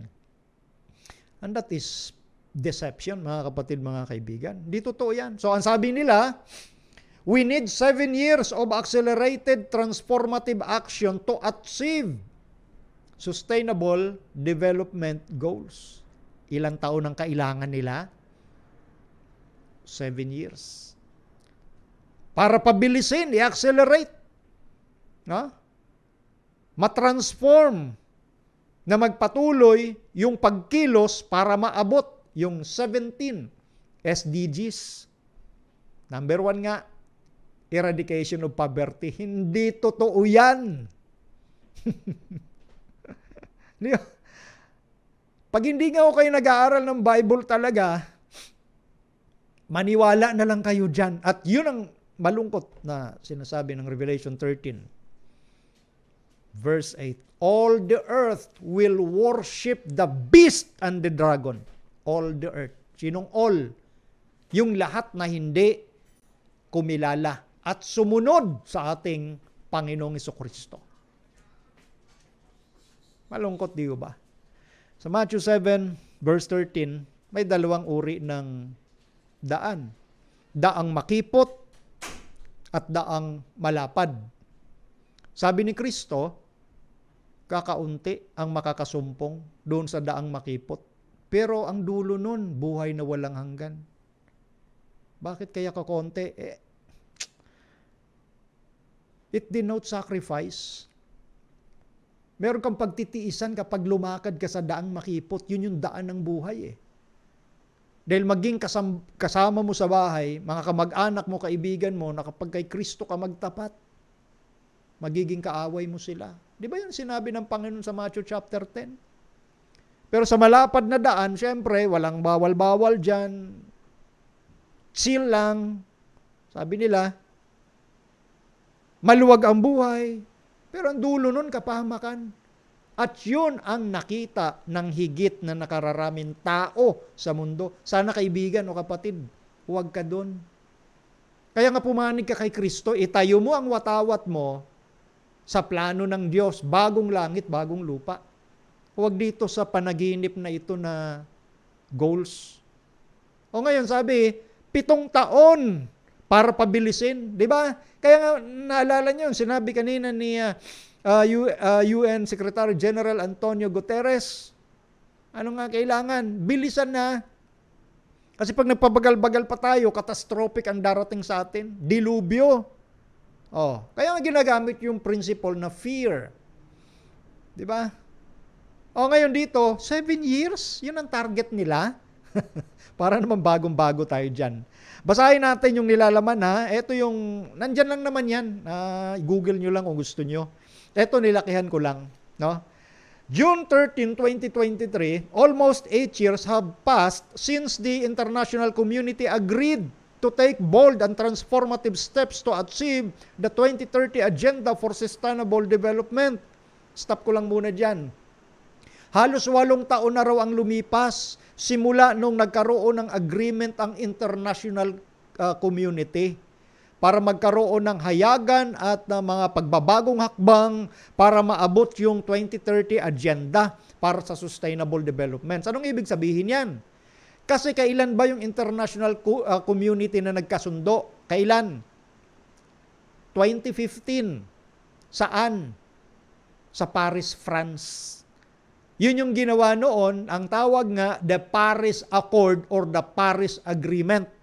Na yung international communities talaga ay nakipagkasundo kasi ang target nila para ma-achieve yung pagbawas ng init sa ating planeta, ang target nila 1.5 degrees Celsius. Kailangan ma-achieve yun. So nagkasundo ang international community 2015. At ito nga ngayon 2023. Kaya nga sinasabi dito, halos 8 taon na ang lumipas simula nung nagkaroon ang International Committee ng Kasunduan. Yun nga yung Paris Agreement, no? Para maabot yung 2030 agenda. Kaso, hindi nga nangyari. Kaya nga ito ngayon, itong 2023, ito yung nasa title na binasa natin, 7 years ang target nila na mapabilis yun. Kaya nga paulit-ulit yung sinasabi sa ating mga pag-aaral ng ganito, itong taong ito hanggang doon sa target nila na date ay very crucial. Yan ang tandaan niyo mga kapatid at mga kaibigan. At doon sa ating mga kaibigan, na kapag nangyari na yung punto na yon, kasama doon sa target ang National Sunday Law. And the National Sunday Law, yan yung mark of the beast ng Revelation 14 verse 9. Yan yung tanda ng hayop, yung huwad na sabat. Tandaan nyo yan. Once na isabatas yan, para ito sa ating mga kaibigan, matandaan nyo lang yung tuloy-tuloy nating ipinapangaral. Kasama nung aming mga kapatid na Seventh-day Adventist na nangangaral patungkol dyan sa mark of the beast. Kaso yung iba humanga na sa Papa sa Roma eh. Diba? So yun, tandaan nyo lang. Ngayon, tuloy ko. A plan of action to secure the rights and well-being of everyone on a healthy, thriving planet today. At the halfway point of 2030, that promise is in peril and a fundamental shift is needed in commitment, solidarity, financing, and action to put the world on a better path. And it is needed now. Isa-isahin ko sa inyo. Ito ikang plan of action para ma-secure na yung rights and, wow, grabe, well-being. Napakababait naman nila, no? Well-being daw ng lipunan ng bawat isa, yung kanilang kalusugan, no? Ngayon ika, halfway point to 2030. Ito nga 2023, ang tinuturing nila, kaya ang title 7 years. Na yung pangakong yon na pinagkasunduan noong 2015 ay mapapasa panganib, ika, in peril. Kasi parang wala pang nangyayari. Yan. Kaya nga, a fundamental shift is needed. Wow! Yung shift, ito na nga yung pagbabago na gagawin kumpara doon sa ginawa nila nung una. May shift na gagawin. At ang shift na ito ay kinakailangan para maabot yung goal na yon. Yan. Kaya huwag mawala sa inyong isipan, kaya nga humihingi ng kapangyarihan ang WHO at ang United Nations. Kasi nga, merong shift na gagawin para maabot lang, whether you like it or not, hook or by crook, maabot nila yon, yung SDGs by the year 2030. Para mailagay ika ang ating sanglibutan sa maayos na kalagayan, kinakailangan gawin na ngayon. Di ba? Kasi 2023, 7 years na lang. Sila mismo ang nagsasabi niyan, ha? Nagbabasa tayo ng kanilang ulat. There is a narrowing window of opportunity over the next 7 years. Wow. To redouble our efforts to eliminate poverty and hunger. Babait ng mga to.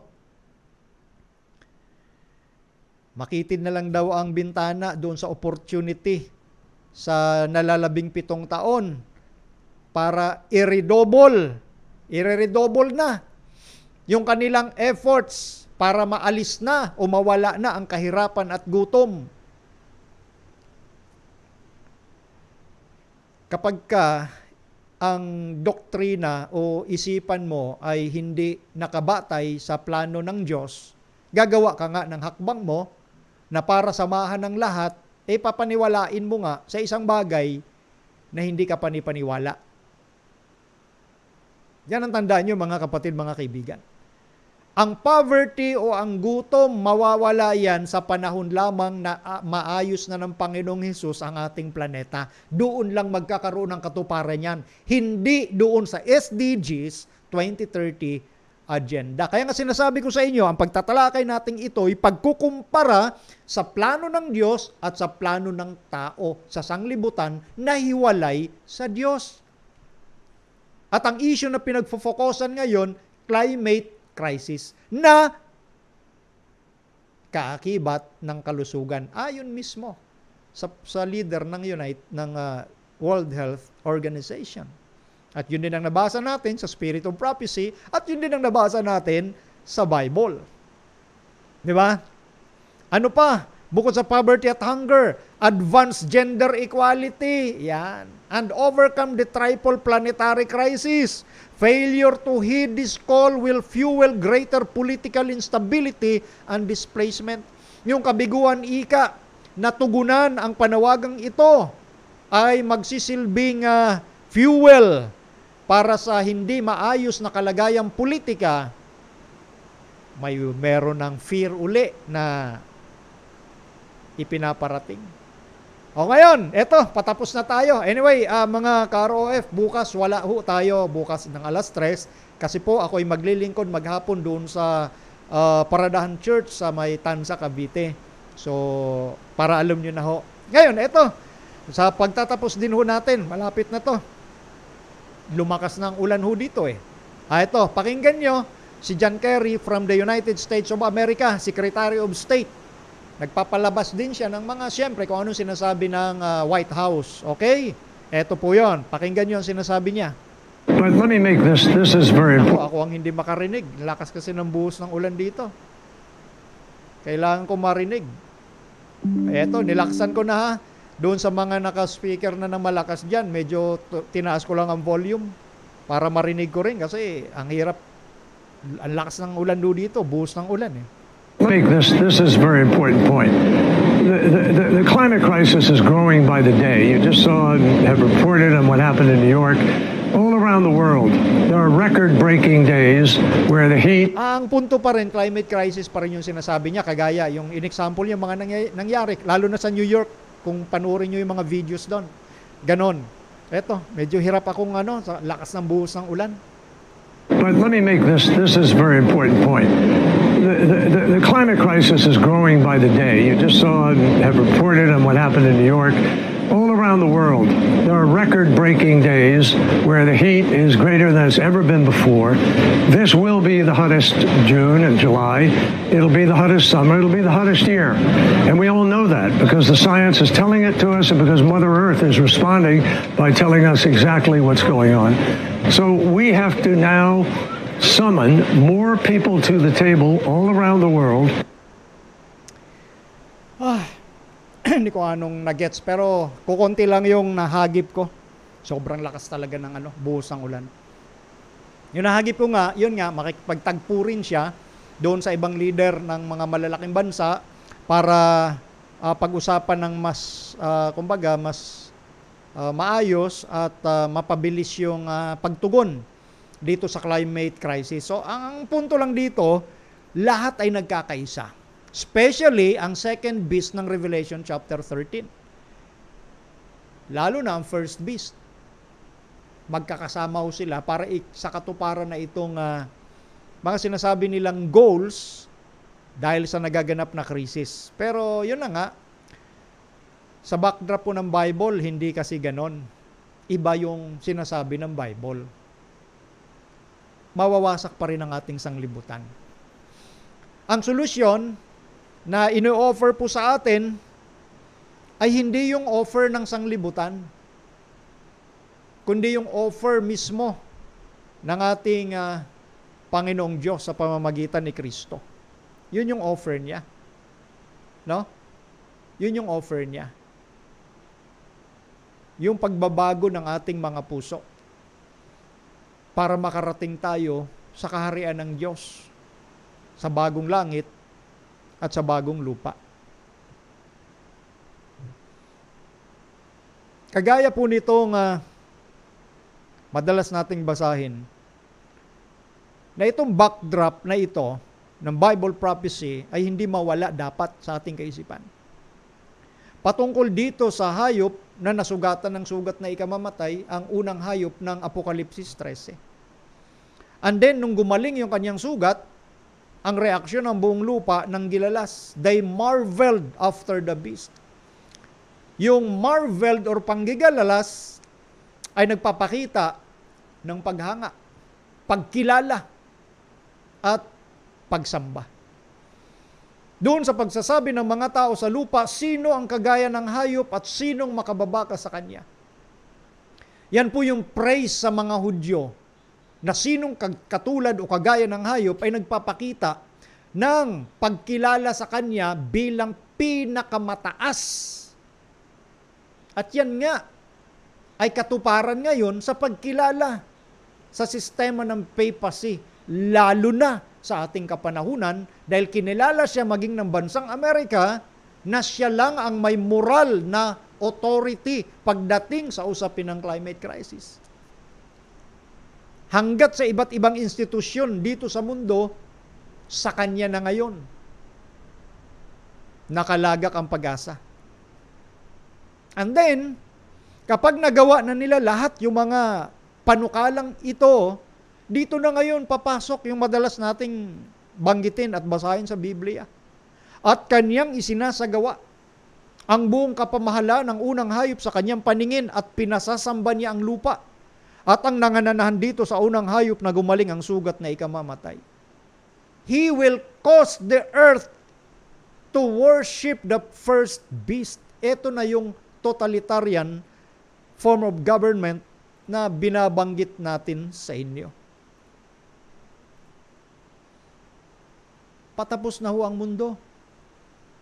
Hindi nga lang natin alam kung anong taon, anong buwan, ano yung petsa. Pero sila, etong sanglibutan, sila ang naglalagay ng target. Mula ngayon, 2023, ma-achieve na nila. Merong shift na gagamitin, pagbabago, to redouble their effort to achieve that SDGs by year 2030. Kaya sila mismo ang nagsasabi na pabibilisin nila ito kasi 7 years na lang. Imagine niyo yan. Kagaya noong malaking digital clock na na-launch noong September 2020 during sa panahon ng pandemic. 7 years din ang target nila. So mag-e-end ng 2027. Ang target nila, kayo na mismo magbasa ho doon. Mababasa ninyo doon na silang nag-explain sa kanilang website para ibigay ng solusyon dito sa ating climate crisis. Iisa ang tinig nila. 2020, 2027. Dito naman sa United Nations, 2030 ang target.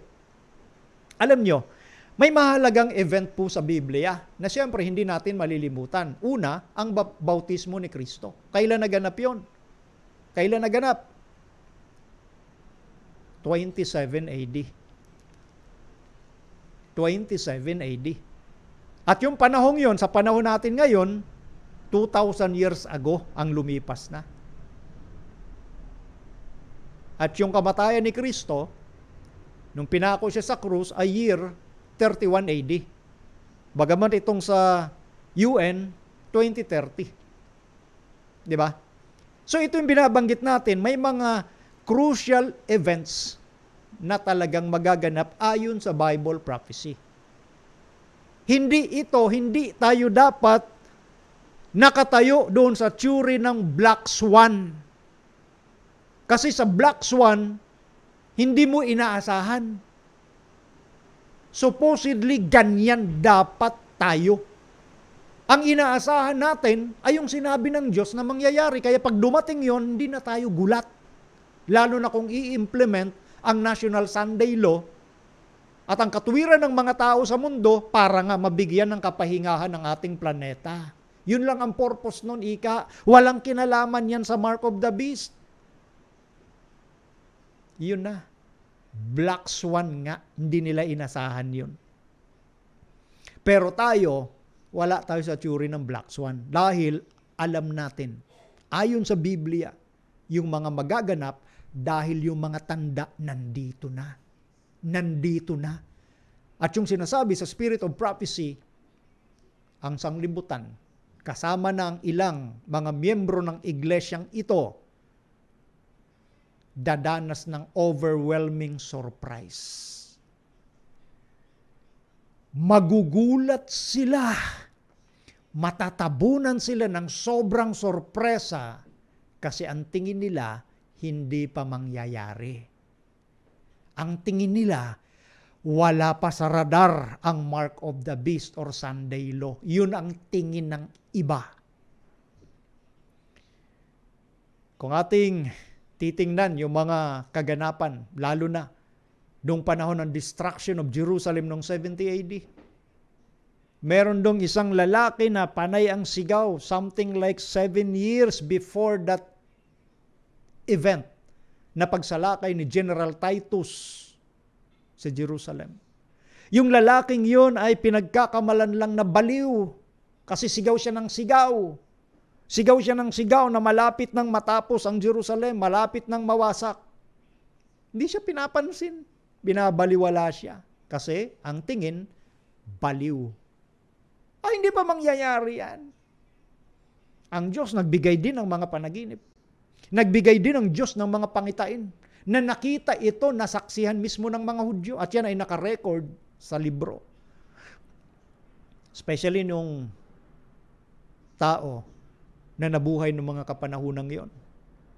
Si Flavius Josephus, na isang Hudyo, na nai-record na merong mga nakasaksi noon, bago ang destruction ng Jerusalem, na nakita nila yung kalawakan noong magtatakip silim na, ibig sabihin, pasunset na. Nakita nila yung kalawakan na parang, yung mga ulap ba, na parang merong gerang nagaganap tapos nasa forma ng mga chariots and men of war, mga lalaking pangdigma. Nakita nila sa kalawakan yun. Tapos nakarinig silang matinding sigawan. Pero binaliwala din nila.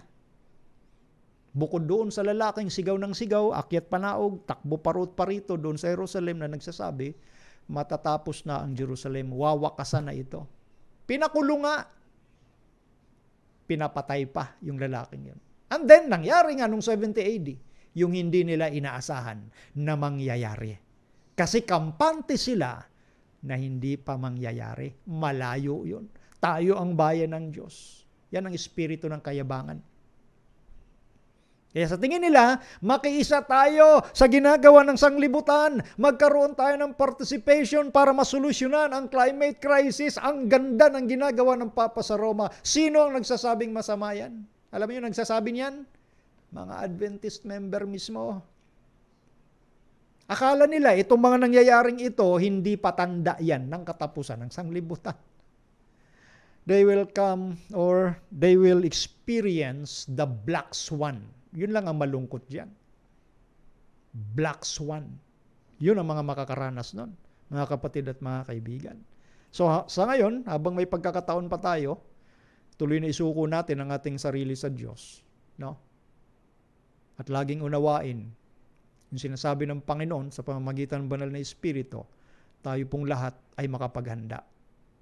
Last verse or last quotation from Spirit of Prophecy na muli kong ibabalik sa inyong pansin ay itong sinasabi sa Great Controversy patungkol doon sa ilang mga protestante o mga Seventh-day Adventist na humahanga sa Papa sa Roma. The Roman Church now presents a fair front to the world, covering with apologies her record of horrible cruelties. She has clothed herself in Christ-like garments, but she is unchanged. Every principle of the papacy that existed in the past ages exists today. Walang nabago dyan kasi sistema yan. Kaya yung mga gusto pang humanga, umatras na ho kayo ng paghanga. Itong mga nagaganap sa mundong ito, patungo po ito sa katuparan ng Bible prophecies, in particular ang Revelation chapter 13.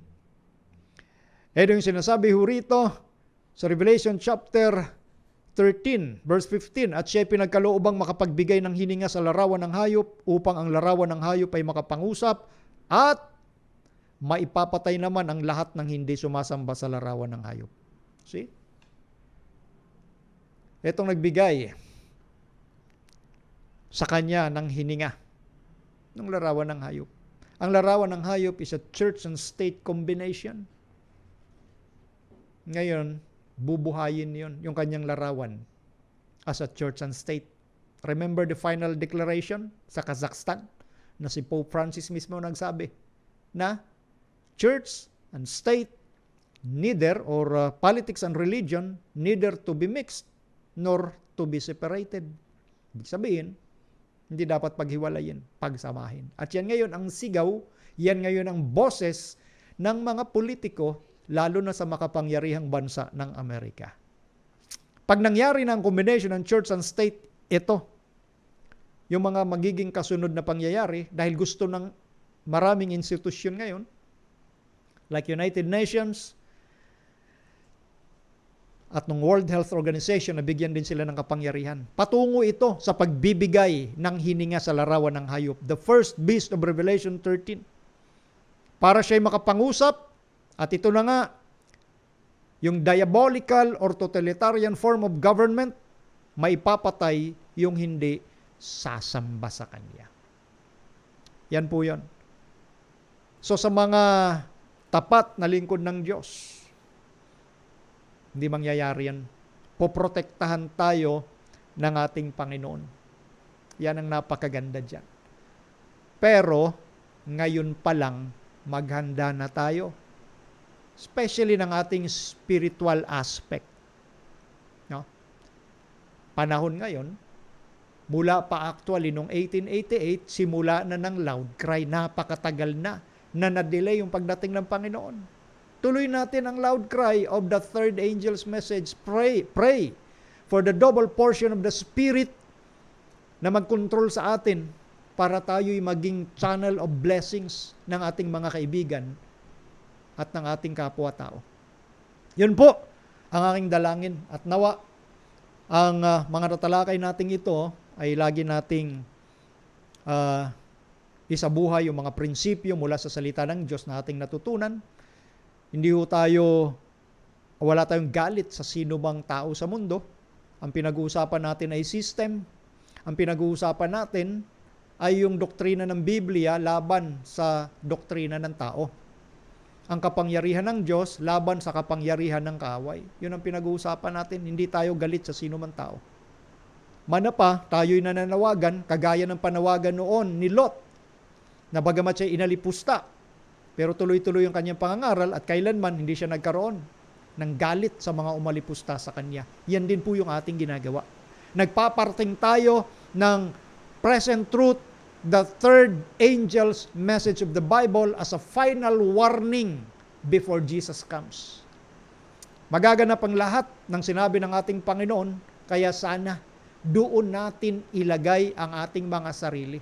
Ang ating watawat ay ilagay sa teritoryo ng Panginoong Yesus at hindi sa teritoryo ng kaaway upang kung magkaganon, ang Panginoon ay patuloy naggagawa sa atin ng pagbabago patungo sa kahandaan na tayo'y makatayo sa pagdating ng ating Panginoong Yesus. Tayo po ay manalangin, and then after that, babati po ako rito at magbabasa ng ilang comment ng ating pong taga-subaybay. Tayo po ay manalangin. Mapagpala naming Diyos, salamat po sa gabay ng banal na Espiritu. Sa amin pong tinalakay patungkol sa Black Swan Agenda. Dalangin namin, Panginoon, na natuto ang bawat isa at manatiling tapat sa inyo ano man ang mangyari.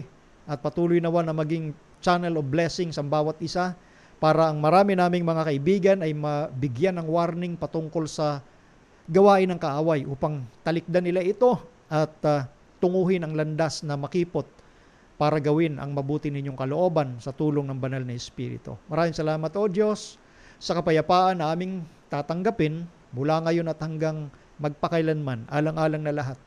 Sa pangalan ng Panginoong Yesus. Amen.